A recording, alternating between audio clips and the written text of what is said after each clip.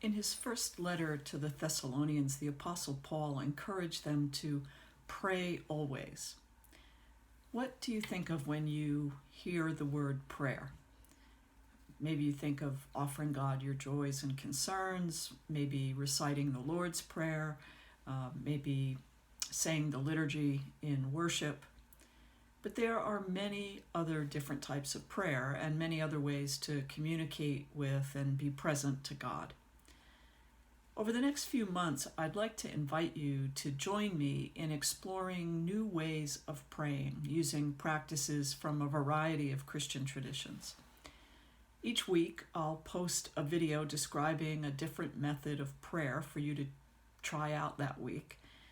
You're welcome to send me any feedback or questions or suggestions for types of prayer at pastor.amumc@gmail.com. I believe that by expanding our definition of prayer and enlarging our repertoire of techniques, we'll have the opportunity to greatly enrich our spiritual lives. In that way, we'll heed Paul's instructions to pray always by praying always. Today, I'd like to suggest something that's called Lectio Divina, which literally means holy reading. It's a prayer practice that's been a part of Christian tradition since at least the 4th century, if not earlier. It involves reading and engaging a passage of Scripture. Now, it's not intended to be a Bible study. It's a way of listening for God through the words of Scripture. So let me walk you through the steps. First, find a place that's quiet and comfortable and get yourself settled. If you're a journaler, you may want to have a journal and a writing instrument handy. Maybe you'd like to light a candle if that helps to settle your spirit and prepare you for prayer. Begin with a prayer asking God to open your heart and mind to whatever God would say to you through the words that you're about to read. And then choose a passage of Scripture. It can be as short or as long as you like. I generally try to choose a passage that's not too very long, otherwise it's hard to focus in on one word or phrase, which is the first step of Lectio Divina. So take as long as you would like for each of these steps. Some people say take 1 minute for step 1, 2 minutes for step 3, 3 minutes for step 4, but really you could take as much time as you would like. And sometimes you'll find you're having a better reflection or a lengthier reflection and you'd like more time. That's fine. There is no set expectation about the amount of time that you'll spend in reflection. If you do decide to time it, though, you may want to use some sort of a timer just so that you're not distracting yourself by constantly checking your watch or your clock to see how much time has passed. I have an app on my phone called Insight Timer, and when you set the timer using this app, it'll mark the time with a soft gong or a soft chime, and it's a lot less jarring than having an alarm go off. So the first step is called Lectio, or reading. You read the passage of Scripture that you've chosen slowly, attentively, reverently.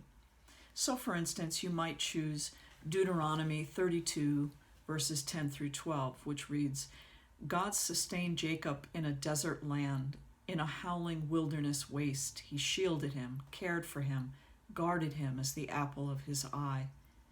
As an eagle stirs up its nest and hovers over its young, as it spreads its wings, takes them up and bears them aloft on its pinions, the Lord alone guided him. So allow yourself, after you've read whatever the passage of Scripture you've chosen is, allow yourself to be taken in by the words. Let one particular word or maybe a phrase catch your attention. Richard Foster says, listen for the word that shimmers for you. For example, in this reading, the word might be wilderness, or the phrase guarded him as the apple of his eye. It's whatever jumps out for you. Let the word or phrase roll around in your mind for a little while. You might want to repeat it aloud. And at this point, you're not trying to make meaning of the word. You're just identifying the word or phrase that speaks to you.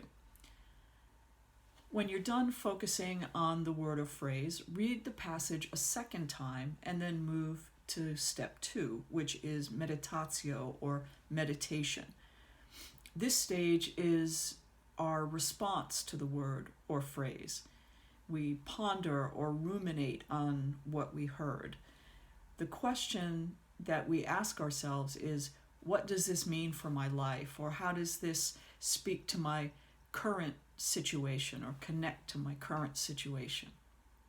So, for example, if your word was wilderness, it might connect to how you're feeling about the disorientation and uncertainty of life during the coronavirus crisis. You might think about how it feels a little like being in the wilderness right now. When you're done reflecting, read the passage a third time and then move to step 3. Step 3 is oratio or prayer. This is our prayer of response to encountering God in the words. Ask yourself, what is God inviting me to hear, to do, or to be? A question to ask is, God, what are you asking of me? Continuing with that same example, you might ask God what you should be doing to feel safer or more grounded during this time of crisis, and then listen for any answer that comes to you. Finally, the last step is simply to rest silently, contemplatio or contemplation. This is God's response to us. The previous step was our response to God. This is God's response to us. Our role in this step is simply to be, to sit still with God and to rest in God's presence. We're not trying to think, we're not reflecting, we're just opening ourselves to God and being aware of God's presence.